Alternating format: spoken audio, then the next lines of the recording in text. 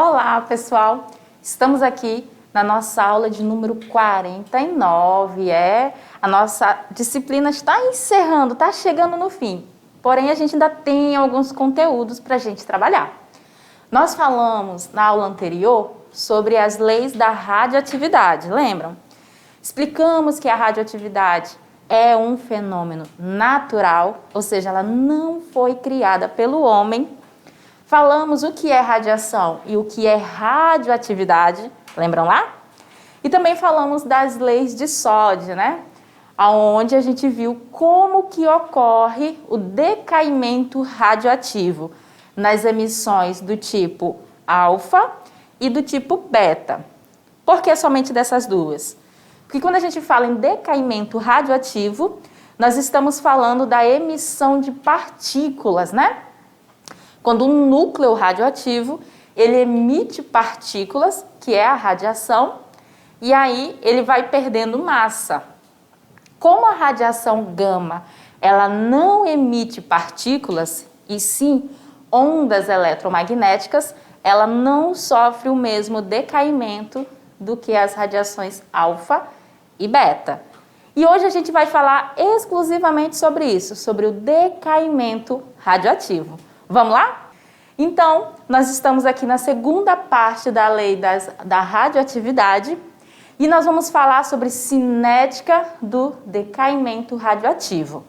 O que cinética lembra a vocês, né? Essa palavra aqui, cinética. Nós vimos cinética química lá no segundo ano, que retrata sobre a velocidade das reações químicas, lembram?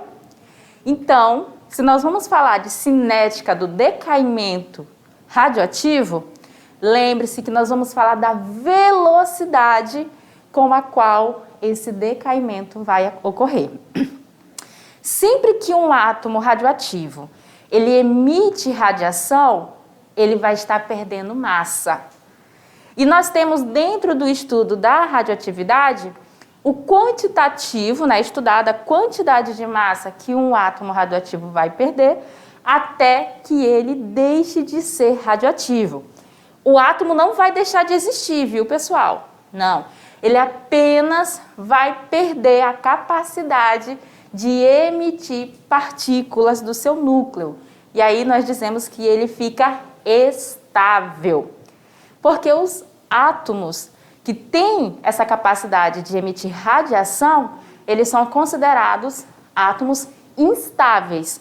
O seu núcleo é tão instável que vive sofrendo essa mudança, né? Vai perdendo massa e vai dando origem a um elemento novo. Tranquilo? Então vamos ver as habilidades da aula de hoje. Avaliar os riscos e benefícios dos diferentes usos sobre a radioatividade. E vamos ao nosso conteúdo propriamente dito, cinética dos decaimentos radioativos.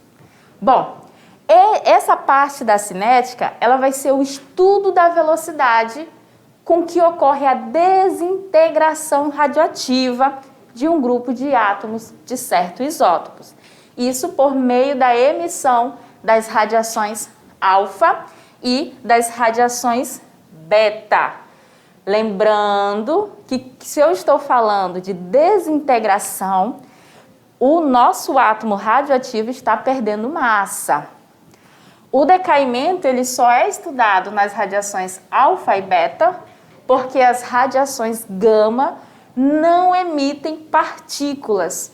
E então ela não emite massa, ela não vai sofrer a desintegração radioativa. A desintegração não está relacionada com a extinção do átomo, ou seja, ele não vai deixar de existir, como eu falei para vocês. Ele vai emitindo, né? Ele vai fazer o quê? Ele vai perder massa, vai mudar o número atômico. Então, no decaimento, o átomo X, um átomo genérico, ao emitir radiação alfa e beta, ele vai se transformar automaticamente em um novo elemento químico. No caso, a gente pode chamar como elemento Y. O que ocorre até que o átomo deixe de ser radioativo e passe a ser um átomo estável. Então, dependendo do tipo de isótopo que nós estamos falando, essa emissão aqui, até que ele deixe de ser radioativo, pode levar alguns milhares de anos, né? Outros, algumas horas, outros, alguns dias. Vai depender da meia-vida de cada um desses átomos. O estudo da cinética radioativa envolve algumas variáveis interessantes, como aí aqui a gente tem o estudo da velocidade de desintegração. Ele é um dado matemático que indica a relação entre a variação da quantidade de átomos radioativos, então a quantidade de número de mols, delta sempre significa variação, isso em certo intervalo de tempo, né? Então nós temos o delta T, que normalmente vai estar significando o que? A variação do tempo. Tempo final menos o tempo inicial.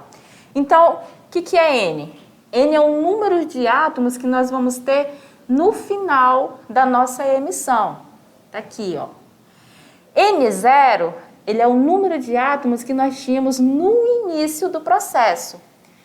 Para encontrar ΔN, basta você pegar N, que é o número de átomos que nós temos no final do processo, menos N0, que é a quantidade de átomos que havia no início do processo. E aí você encontra o ΔN. A mesma coisa nós fazemos com a variação do tempo. Vamos pegar o tempo final menos o tempo inicial e encontraremos o ΔT.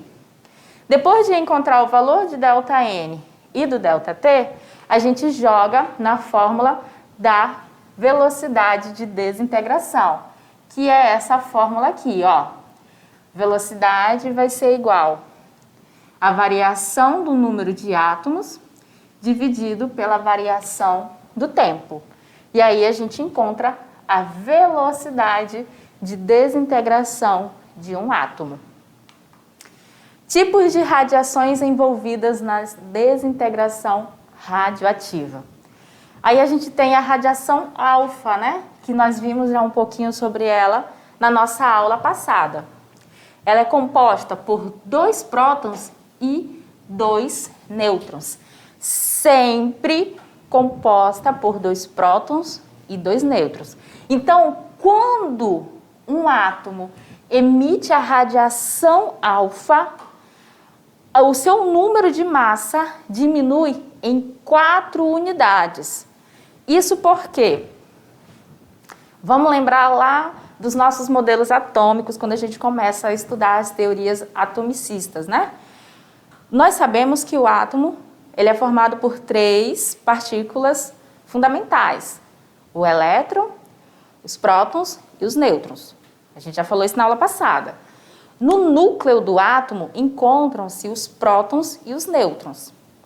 A soma das quantidades de prótons e nêutrons é o que dá a massa de um átomo.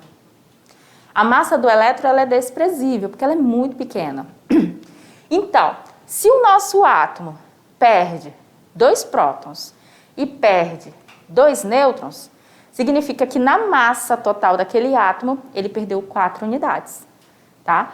Por isso que sempre na radiação alfa, o átomo, quando ele emite essa radiação, na sua desintegração, o átomo que vai ser formado, o elemento novo que vai ser formado, ele vai ter massa, número de massa, 4 unidades inferiores ao número de massa do átomo que deu origem a ele, tá?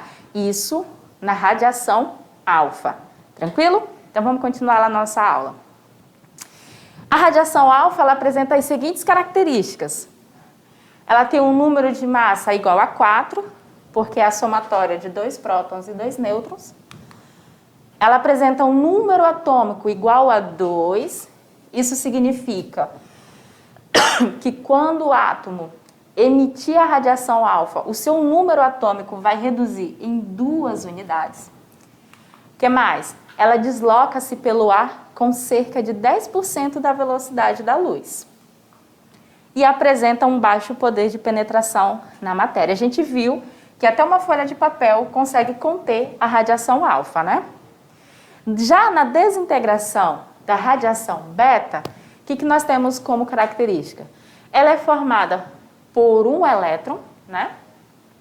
A partir da conversão de um nêutron em próton, neutrino e beta.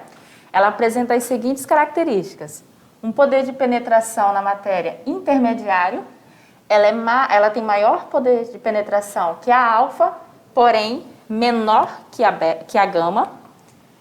Ela não apresenta número de massa, ela vai possuir número atômico igual a -1 e desloca-se com cerca de 90% da velocidade da luz. E a radiação gama, só para a gente ver como é que funciona.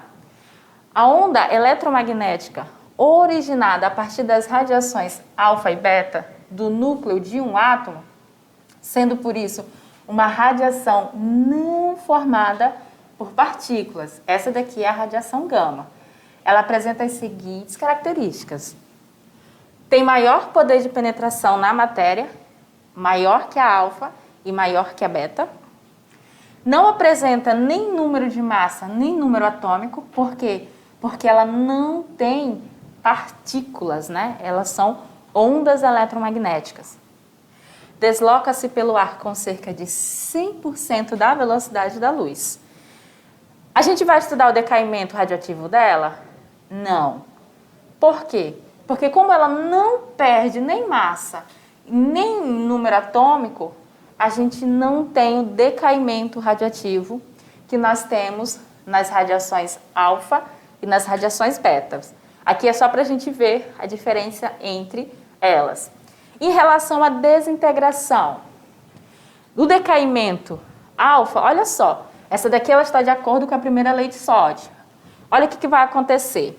Na radiação alfa, nós temos a formação de um novo núcleo, ou seja, um novo átomo, de número atômico 2 unidades menores e o número de massa 4 unidades menores que o átomo que deu origem a ele. Então, tem um átomo radioativo e o tipo de emissão desse átomo é a emissão alfa.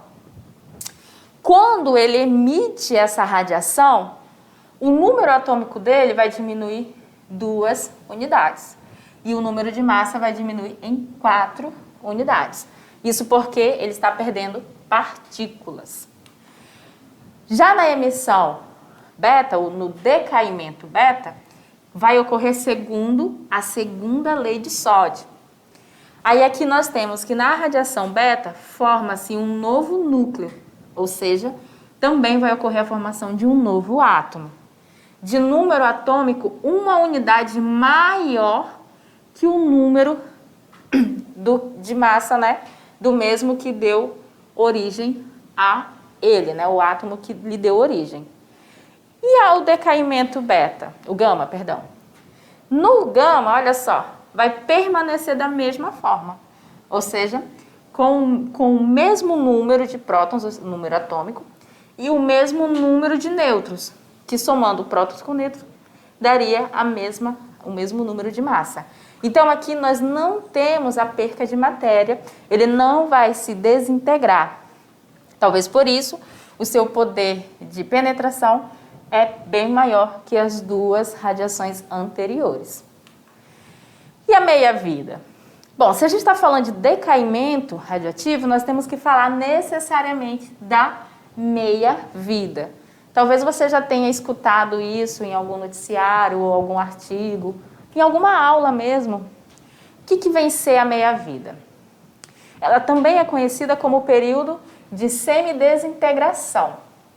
É o tempo necessário para que metade do número de átomos do isótopo radioativo presente em uma amostra desintegre-se.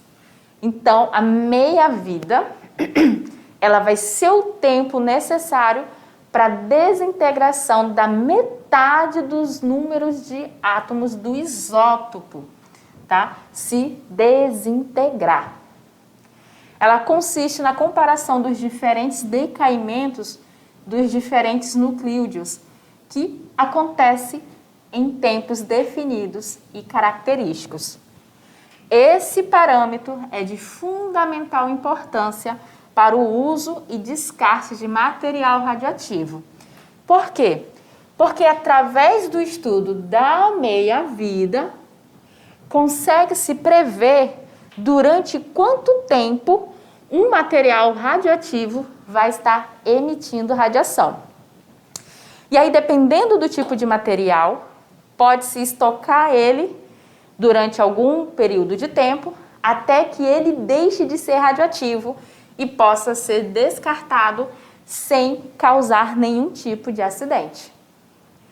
Esse decaimento também é uma grande fonte de estudo que determinam datações não somente de fósseis, mas também de algumas rochas sedimentares, né, que é o estudo de muitas áreas da ciência. Tudo isso a partir da meia-vida. Então aqui, tempo de meia-vida é o tempo necessário para que o número de isótopos radioativos de uma substância reduza-se à metade. Então a gente vê que é a mesma definição, né? Eu tenho aqui como tempo de meia-vida o tempo que vai necessariamente ter que ocorrer para que o número de isótopos de um elemento radioativo reduza-se à metade.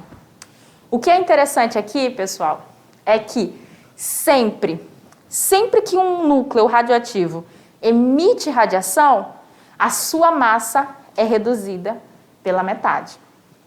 De 100%, ela passa a ser 50%. Dos 50%, ela vai passar a ser 25%. Dos 25%, ela vai passar a ser 12,5% e assim sucessivamente, até que aquele átomo, que até então era radioativo, deixe de ser um núcleo instável e dê origem a um núcleo estável que não vai mais emitir radiação. Aquele átomo ele não vai deixar de existir, ele vai sofrendo essa desintegração até que o seu núcleo dê origem a um átomo estável. Tranquilo? Então vamos olhar aqui para a gente entender mais ou menos como que funciona. Nós temos a representação do tempo de meia-vida, onde a gente tem que tempo vai ser 1/2, ou seja, sempre vai ser dividido pela metade. Pode ser chamado também de período de semidesintegração. Então aqui a gente teria uma representação. Nós temos um núcleo atômico aqui instável, que ao emitir radiação, olha só, ele vem e divide-se exatamente ao meio. E, por sua vez, esses aqui também vão dividindo-se ao meio, vai perdendo sempre a massa pela metade. Então, a meia-vida, ela revela quanto tempo leva para uma amostra radioativa reduzir-se à metade. Olha só, nós vamos ter o número de átomos, que no primeiro tempo de meia-vida vai ser dividido por 2, né, o decaimento dele, a meia-vida dele. No segundo, novamente, por 2, e aí vai indo, até que ele deixe de ser radioativo.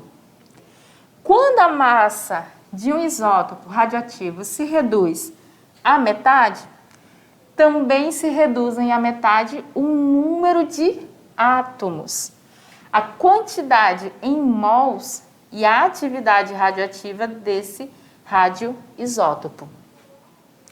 A gente usa isso no dia a dia? A medicina usa, a agricultura também. Aqui nós temos o isótopo de iodo, né? Ele deve ser utilizado rapidamente no diagnóstico de problemas da tireoide, pois a cada 8 dias, que é o tempo de meia-vida dele, sua atividade cai pela metade.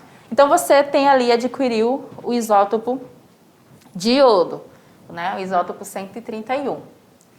Com 8 dias, a massa desse isótopo, assim como a sua atividade radioativa, reduz-se pela metade.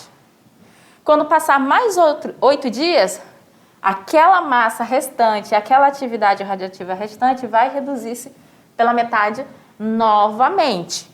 Assim vai indo até que esse isótopo deixe de ser radioativo e dê origem a um átomo de um novo elemento que é estável. Olha só, graficamente podemos representar o processo de decaimento radioativo por meio da chamada curva exponencial de decaimento. Aqui a gente tem o iodo, que é o que a gente acabou de ver, o iodo 131, e o urânio 238. Aqui nós temos a porcentagem do radionucleído da amostra, ou seja, do núcleo radioativo das amostras. Aqui nós começamos eles com 100%, tanto o iodo quanto o urânio. Quando ele atinge 50%, aqui nós temos a meia-vida, olha de quem?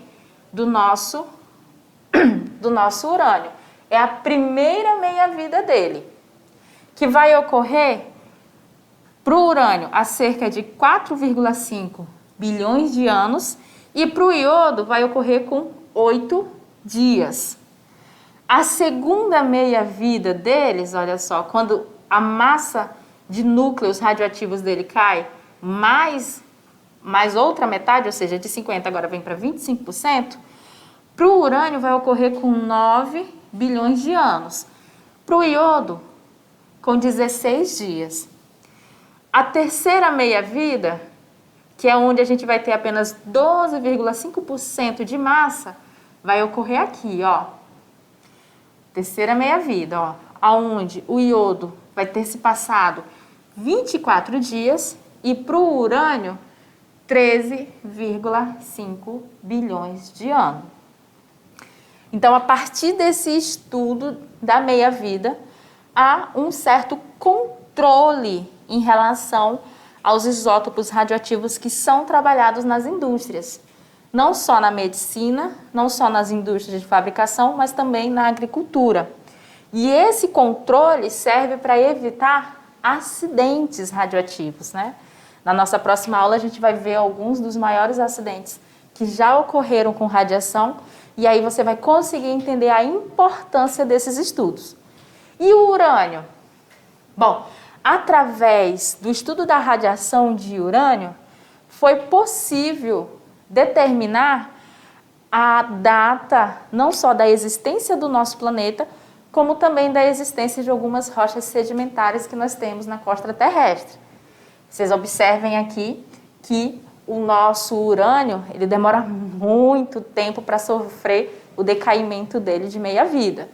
E isso facilita para o estudo. Sabendo os átomos que ele vai dar origem a cada meia-vida, pode-se determinar quanto tempo passou desde que uma rocha foi formada. E assim a gente poder fazer algumas datações e o estudo do tempo de vida aqui no nosso planeta. Exemplo, vamos considerar a reação de decaimento do trítio, que ele é um isótopo do hidrogênio, pela emissão da radiação beta.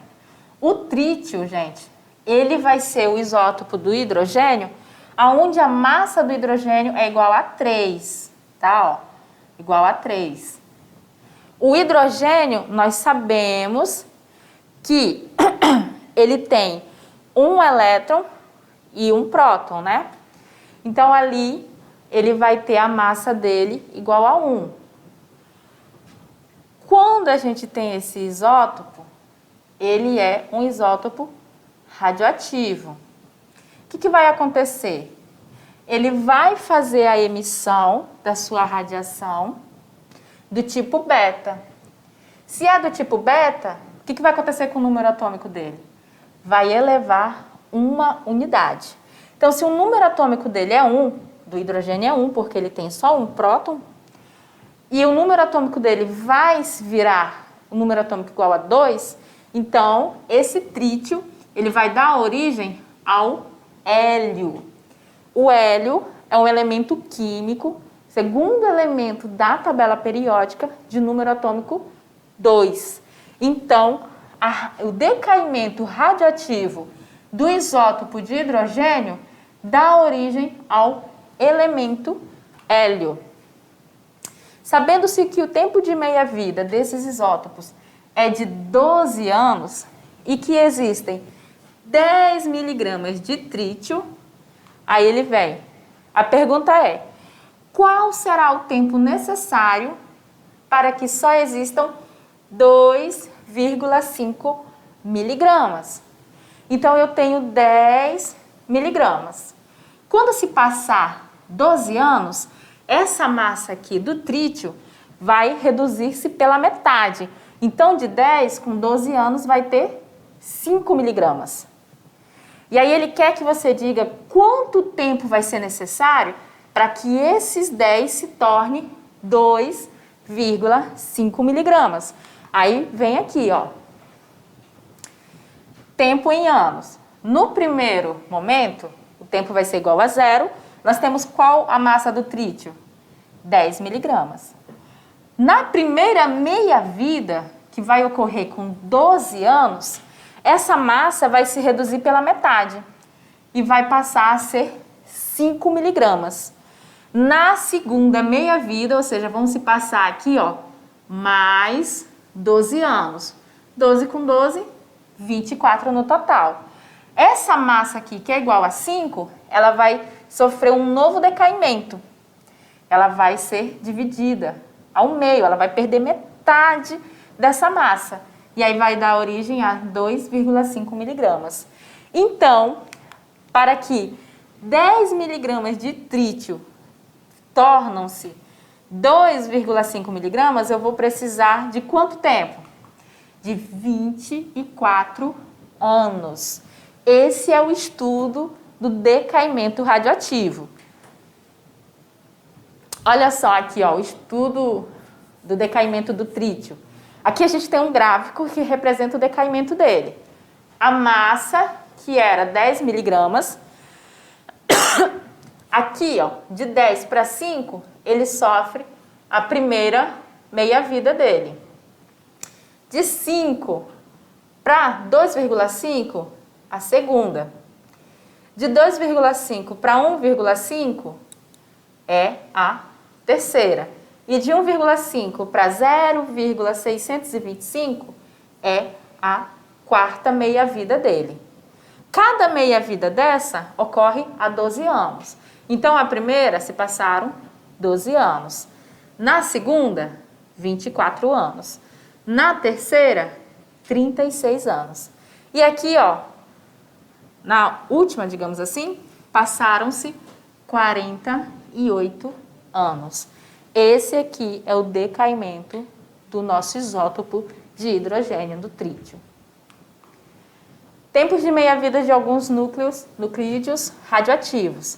Aí a gente tem aqui, ó, os isótopos de urânio, onde a emissão dele é a emissão alfa, e o tempo de meia-vida dele chega a ser de mais de 45 bilhões de anos. Aí nós temos o plutônio, também emissão alfa, ou seja, perde 2 prótons e 2 nêutrons. E aí aqui a gente tem 24 mil anos. Nós temos o carbono 14, que é o tipo de emissão beta.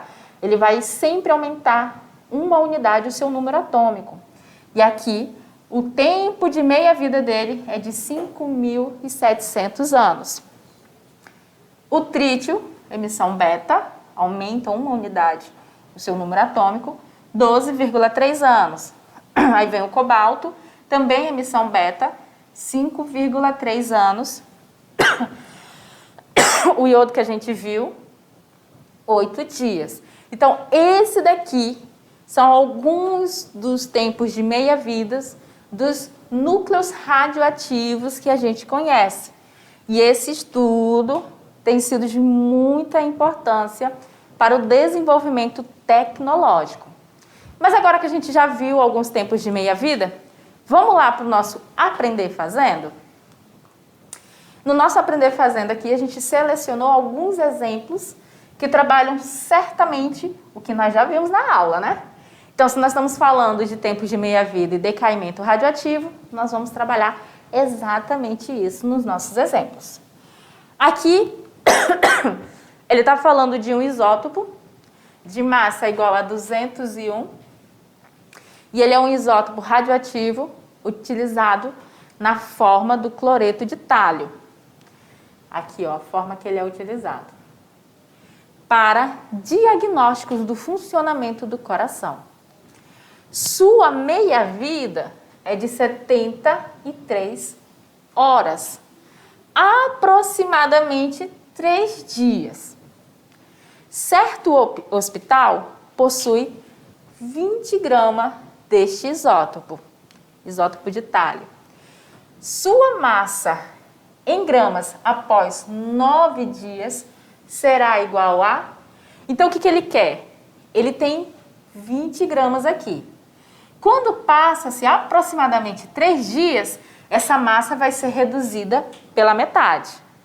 Quando passar mais 3 dias, a massa restante vai ser reduzida de novo pela metade. E mais 3 dias, para dar os 9 dias, aquela massa resultante também vai ser reduzida pela metade. Aí a pergunta é, dessas 20 gramas, qual vai ser o valor que nós vamos obter quando se passarem esses 9 dias? Aí aqui nós temos a resposta, que vão ser a massa de 2,5 gramas. Mas olha só, a cada 3 dias a quantidade de átomos cairá pela metade. Então, se a gente pegar aqui, ó, nos primeiros 3 dias, que é a primeira meia-vida desse isótopo, de 20 a massa vai para a metade, que é 10 gramas.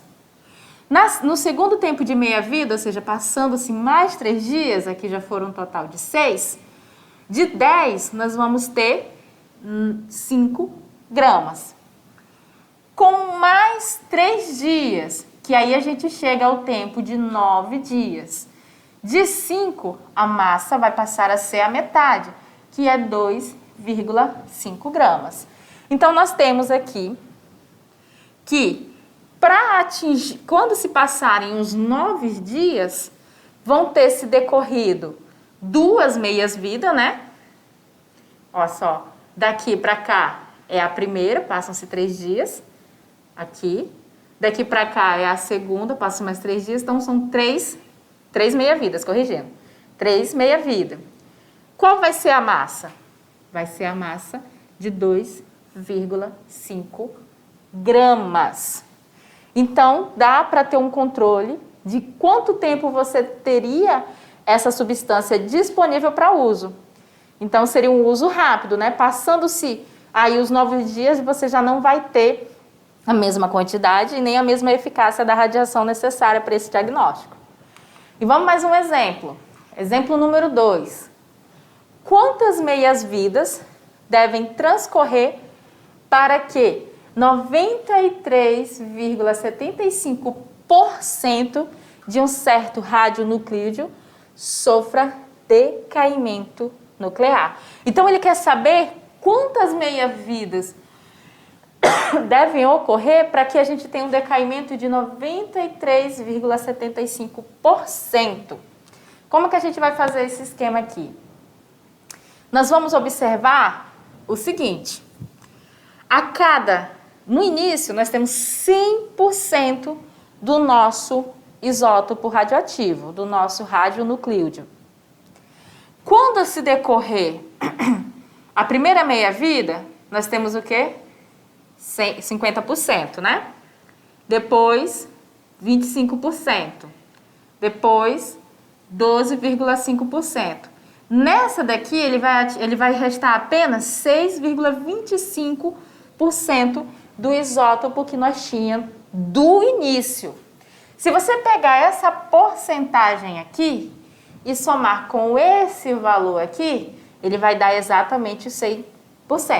Ou seja, quando chegar na quarta meia-vida desse isótopo, ele já vai ter sofrido decaimento de 93,75% da sua massa total. Ele aqui, ele não sofreu totalmente os 100%. Ele está lá em 93,75%. E assim é que você vai fazer esse cálculo. Se fosse uma outra porcentagem ainda maior, aí você continuaria fazendo o decaimento de mais uma meia-vida para poder determinar a porcentagem que ele teria sofrido decaimento. Tem mais um aqui legal para a gente fazer. Exemplo número 3. Aqui ele está falando do polônio. A meia-vida do polônio, 218, é de 3 minutos. Essa aqui é a massa dele, tá, gente? Qual é o tempo necessário para que uma amostra desse nuclídeo se reduza a quarta parte do inicial? Então, a cada 3 minutos, nós temos um decaimento de meia vida para esse polônio, ou seja, sua massa será reduzida pela metade. Ele quer saber quanto tempo vai ser necessário para que ele se reduza somente a uma quarta parte do que ele tinha no início. Aí nós vamos para a resposta.